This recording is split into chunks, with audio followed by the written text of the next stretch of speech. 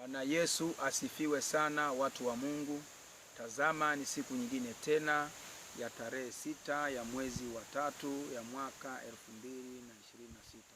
Tazama, siku ya leo nimepata kibali tena, si kwa nguvu zetu wala si kwa uweza wetu, bali ni kwa neema na huruma zake Mungu wetu wa mbinguni. Siku ya leo, watu wa Mungu, natamani tujifunze somo linalohusu namna ya kujazwa Roho Mtakatifu. Kabla tujaenda kusoma, watu wa Mungu, naomba tuimbe wimbo mmoja wa mtumishi wa Mungu unaosema usikate tamaa. Karibuni sana.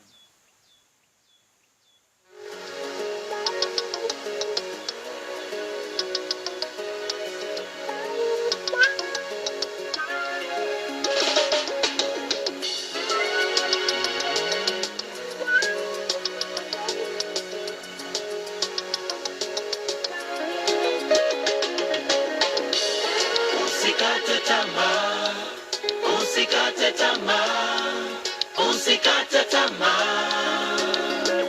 Mungu yupo, usikate tamaa, usikate tamaa, usikate tamaa. Mungu yupo.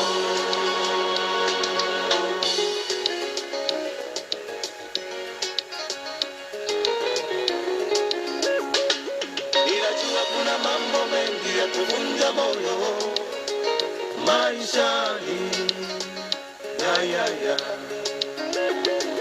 Ninajua kuna mambo mengi ya kuvunja moyo maishani, Na mengine kuelezea, unaona la yanabaki moyoni, unaumia. Na mengine kuelezea, unaona la yanabaki moyoni, unaumia. Nafsi yako imeinama chini, unahangaika, umekata tamaa. Nafsi yako imeinama chini, unahangaika, umekata tamaa. Watumishi na marafiki wanapokutembelea, angalau unaona raha. Watumishi na marafiki wanapokutembelea, angalau unaona raha. Lakini wanapoachana na wewe, hali mbaya inajirudia. Lakini wanapoachana na wewe, hali mbaya inajirudia. Huo mzigo huwezi kuondoa ila Yesu peke yake. Asante sana, watu wa Mungu. Wimbo huu unaitwa usikate tamaa. Ukiutaka unaweza kanitafuta nikaweza kukutumia wote na ukaweza kusikiliza, utabarikiwa sana. Watu wa Mungu, tusome somo letu ambalo linasema unahitaji kujazwa Roho Mtakatifu. Lakini watu wa Mungu, unaweza ukajiuliza, je, ni nini maana ya kujazwa na Roho Mtakatifu? Yawezekana tunasikia neno Roho Mtakatifu, Roho Mtakatifu, lakini je, nini maana ya kujazwa Roho Mtakatifu? Kujazwa na Roho Mtakatifu ni hatua ambayo Mungu huchukua makazi ya kudumu katika mwili wa muamini au katika mwili wa mtu anayemtegemea yeye katika Yesu Kristo. Katika agano lake la kale, Roho amekuja na kwenda kutokana kwa watakatifu kuwawezesha kwa ajili ya huduma, lakini haikuwa lazima akae nao.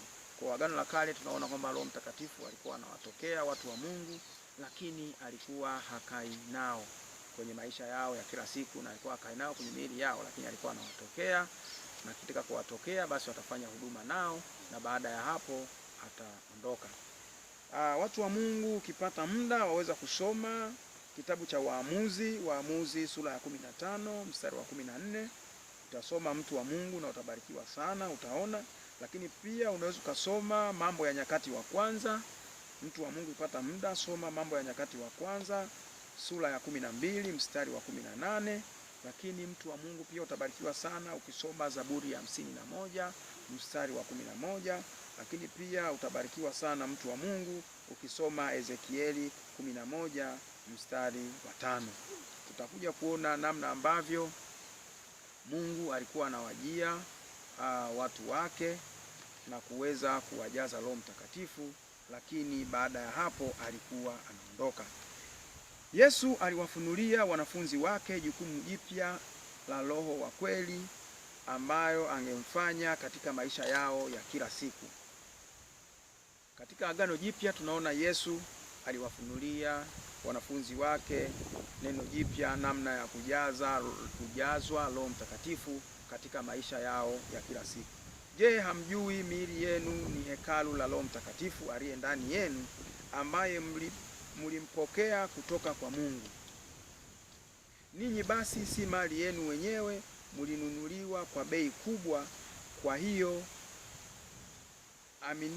mtoeni miili yenu au itumikieni miili yenu kwa ajili ya kumtukuza Mungu. Tunaona Yesu Kristo anatuagiza kwamba na tuweze kutambua kwamba miili yetu hii ni miili ambayo ni hekalu la Roho Mtakatifu. Haitakiwi kuchafuliwa, lakini bali inatakiwa imtukuze Mungu. Watu wa Mungu, utasoma Wakorinto wa kwanza, waraka wa kwanza wa Wakorinto sura ya 6 mstari wa 19, mstari wa 19 hadi ule wa 20. Aya hizi zinatuambia kwamba mwamini katika Yesu Kristo ana mtu wa tatu wa utatu ambaye ni Roho Mtakatifu anayeishi ndani yake. Mtu anayemkubali Kristo kama Bwana na Mwokozi kwenye nafsi yake atajazwa Roho Mtakatifu. Yesu Kristo anatuahidi ya kwamba mtu atakayemwamini yeye basi atawezwa kujazwa Roho Mtakatifu. Lakini pia anampa mwamini uhai wa Mungu, uzima wa milele ambao ni kweli sana na asili yake yeye Mwenyezi Mungu aliyetuumba sisi. Pia watu wa Mungu, ikikupendeza utasoma Tito wa 3 mstari wa 5, Tito sura ya 3 mstari wa 5. Lakini pia watu wa Mungu, Petro wa pili sura ya 1 mlango wa 4. Na Roho Mtakatifu anakuja kuishi ndani ya roho yako. Leo hii hakuna hekalu la Kiyahudi huko Yerusalemu. Ni dhabihu za wanyama zimekoma kutolewa na waumini. Ametakaswa na kusamehewa damu ya Yesu Kristo. Damu ya Yesu Kristo pale msalabani, tunaona kwamba watu wa zamani walikuwa wakimtolea Mungu kwa kuteketeza dhabihu takatifu madhabahuni kwake, kwa kutoa nafaka, kwa kutoa wanyama na kuwateketeza. Lakini Yesu Kristo ametusamehe sisi dhambi zetu kwa kumwaga damu yake pale msalabani kwa ondoleo la dhambi zetu. Lakini pia unaweza ukasoma Waefeso sura ya 1 mstari wa 7. Muumini katika Kristo anakuwa na makao ya Roho Mtakatifu wa Mungu kwa kweli. Maandiko pia inasema kwamba mwamini anajiingiza katika roho wa Mungu wa Kikristo katika maisha yake ya kila siku. Lakini pia ukisoma Wakolosai mstari wa 1 mstari wa 27, nayo utaenda kuona kwamba Yesu Kristo bado anaendelea kuzungumza namna ya kujazwa kwa Roho Mtakatifu. Lakini pia watu wa Mungu, natamani asante.